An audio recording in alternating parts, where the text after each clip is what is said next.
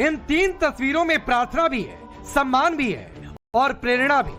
देश के प्रधान आज दिल्ली के सबसे बड़े कैथेड्रल चर्च पहुंचे। क्रिसमस के मौके पर प्रार्थना सभा में शामिल हुए, लोगों को क्रिसमस की शुभकामनाएं दी। दूसरी तस्वीर दिल्ली में अटल समाधि स्थल की है, जहां भारत रत्न पूर्व प्रधानमंत्री अटल बिहारी वाजपेयी की जयंती के मौके पर प्रधानमंत्री मोदी ने उन्हें श्रद्धांजलि दी। तीसरी तस्वीर लखनऊ की है, जहां प्रधानमंत्री ने करीब 64 एकड़ में फैले प्रेरणा स्थल को राष्ट्र को समर्पित किया। ये 3 तस्वीरें न सिर्फ हिंदुस्तान को बल्कि पूरे विश्व को बड़ा संदेश दे रही। इन 3 तस्वीरों की टाइमिंग क्या है, मायने क्या है, प्रधानमंत्री मोदी वैश्विक स्तर पर क्या संदेश दे रहे हैं, उसका जिक्र आगे करेंगे। लेकिन उससे पहले ये भी जान लीजिए कि दुनिया की फेमस न्यूज एजेंसी रॉयटर्स ने प्रधानमंत्री मोदी पर लिखे लेटेस्ट लेख में क्या लिखा है। नरेंद्र मोदी जबरदस्त लोकप्रिय नेता है। मोदी की अप्रूवल रेटिंग दुनिया में सबसे ज्यादा है। नरेंद्र मोदी की अप्रूवल रेटिंग सबसे टॉप 71% है।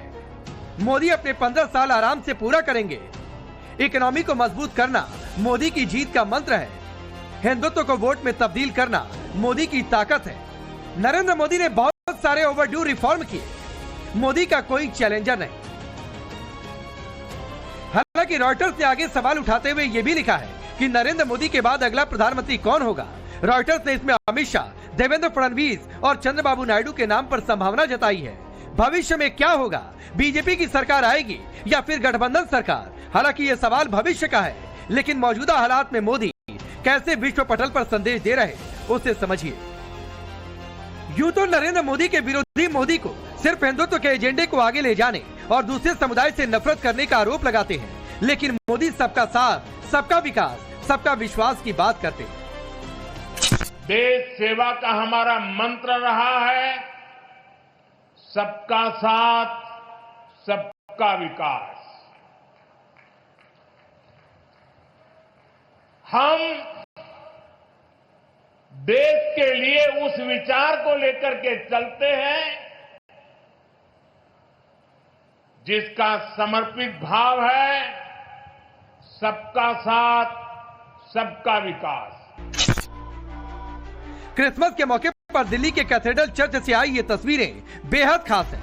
पीएम मोदी ने क्रिसमस पर प्रार्थना सभा में शामिल होकर एक बार फिर ये संदेश दे दिया कि वो सर्वधर्म समभाव में यकीन रखते हैं, वसुधैव कुटुंबकम की बात करते हैं। उनका विजन ग्लोबल है।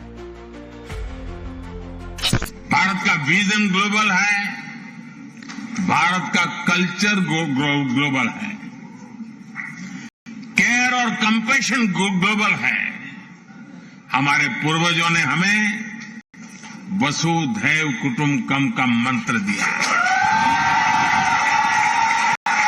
हमने पूरी दुनिया को एक परिवार माना है और यही आज के भारत के नीति और निर्णयों में नजर आता है।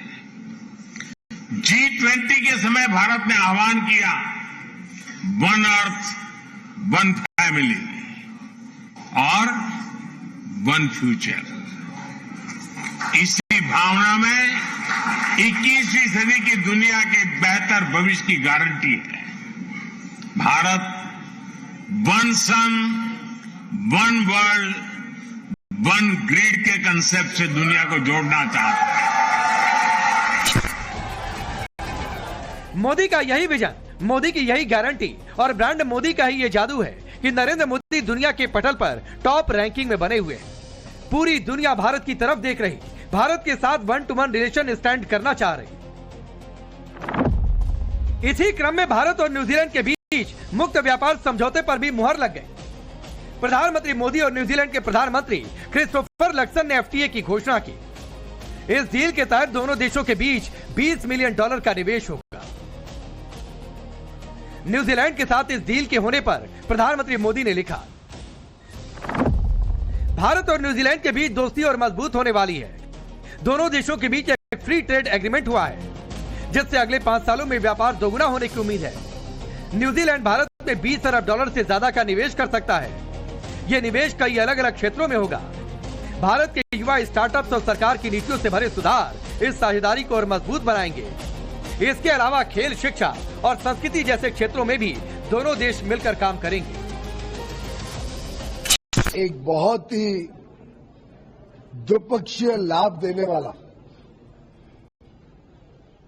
करार फ्री ट्रेड एग्रीमेंट फाइनल हुआ है। प्रधानमंत्री नरेंद्र मोदी जी और प्रधानमंत्री क्रिस्टोफर लक्सन ने आज बातचीत की और बातचीत के दौरान ये फ्री ट्रेड एग्रीमेंट को मोहर लगाई, उसको स्वीकार किया। ये फ्री ट्रेड एग्रीमेंट भारत के विकसित भारत 2047 के संकल्प को तेजी से आगे बढ़ाने के लिए एक अहम पड़ाव रहेगा। इतना ही नहीं, जो ट्रंप भारत पर 50% टैरिफ लगाकर आग दिखाने की कोशिश करते रहे, उन्हें भी ये समझ आ गया कि मोदी से टकराने का मतलब है पूरी दुनिया में अलग थलग पड़ना। यही वजह है कि अब अमेरिका के साथ भी भारत की डील लगभग पक्की हो रही। ये नरेंद्र मोदी की कूटनीति है कि अब अमेरिका नहीं, भारत ट्रेड डील के लिए अमेरिका के सामने शर्त रखा। भारत ने ट्रेड डील के लिए अमेरिका के सामने अपना आखिरी प्रस्ताव रख दिया है। भारत चाहता है कि उस पर लगाए गए कुल 50% टैरिफ को घटाकर 15 किया जाए और रूस से कच्चा तेल खरीदने पर जो एक्स्ट्रा 25% पेनल्टी लगाई गई है उसे पूरी तरह खत्म किया जाए। दोनों देशों के बीच एक व्यापक द्विपक्षीय व्यापार समझौते पर बातचीत चल रही है। नए साल में कोई ठोस फैसला निकलने की उम्मीद है। अगर इस ट्रेड डील पर मुहर लग जाती है तो अमेरिका भारत पर लगाया गया 50% टैक्स घटाकर 15% कर देता है और रूस से तेल खरीदने पर 25% की पेनल्टी हटा देता है। तो भारतीय सामान अमेरिका में सस्ता होगा, जिससे वहां हमारा एक्सपोर्ट बढ़ेगा। भारतीय कंपनियों को फायदा होगा, ज्यादा ऑर्डर मिलेंगे, रोजगार के मौके बढ़ सकते हैं। भारत में डॉलर ज्यादा आएगा, जिससे अर्थव्यवस्था और मजबूत होगी। भारत रूस से सस्ता तेल बिना डर के खरीद सकेगा। इससे पेट्रोल डीजल के दाम काबू में रहेंगे। दोनों देशों के रिश्ते और बेहतर होंगे और आगे बड़ा व्यापार समझौता आसान हो जाएगा। ऐसा नहीं है कि नरेंद्र मोदी ने एक दिन में यह विजन तैयार किया, एक दिन में दुनिया का भरोसा जीत लिया। मोदी उन महापुरुषों की नीति को लेकर आगे चल रहे, जिन्होंने बीजेपी को यहां तक पहुंचाने में अपना अहम योगदान दिया है, जिसमें भारत रत्न पूर्व प्रधानमंत्री अटल बिहारी वाजपेयी, पंडित दीनदयाल उपाध्याय और डॉक्टर श्यामा प्रसाद मुखर्जी जैसे महापुरुष शामिल हैं। अटल बिहारी वाजपेयी की 101वीं जयंती पर आज प्रधानमंत्री ने दिल्ली में अटल समाधि पर जाकर उन्हें श्रद्धांजलि दी। फिर लखनऊ में प्रेरणा स्थल को विकसित भारत के संकल्प से जोड़ते हुए राष्ट्र को समर्पित किया। 65 एकड़ इलाके में फैले राष्ट्रीय प्रेरणा स्थल में डॉक्टर श्यामा प्रसाद मुखर्जी, पंडित दीनदयाल उपाध्याय और अटल बिहारी वाजपेयी की 65 फीट ऊंची कांसे की मूर्तियां स्थापित हैं, जिनका आज अनावरण किया गया। तीनों बीजेपी की सियासत के 3 बड़े चेहरे हैं। राष्ट्रीय प्रेरणा स्थल के जरिए बीजेपी ने इन तीनों नेताओं के जीवन, आदर्शों और राष्ट्र निर्माण में योगदान को देश के सामने रखा और इसके उद्घाटन के लिए विशेष तौर से अटल बिहारी वाजपेयी की 101वीं जयंती का दिन चुना गया। डॉक्टर मुखर्जी, पंडित दीनदयाल जी, अटल जी, इन 3 महापुरुषों की प्रेरणा, उनके विजनरी कार्य, ये विशाल प्रतिभाएं विकसित भारत का बहुत बड़ा आधार है। आज इनकी प्रतिभाएं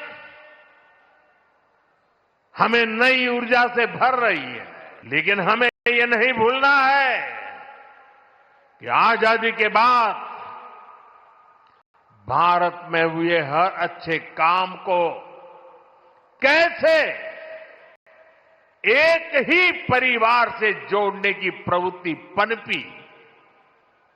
किताबें हो,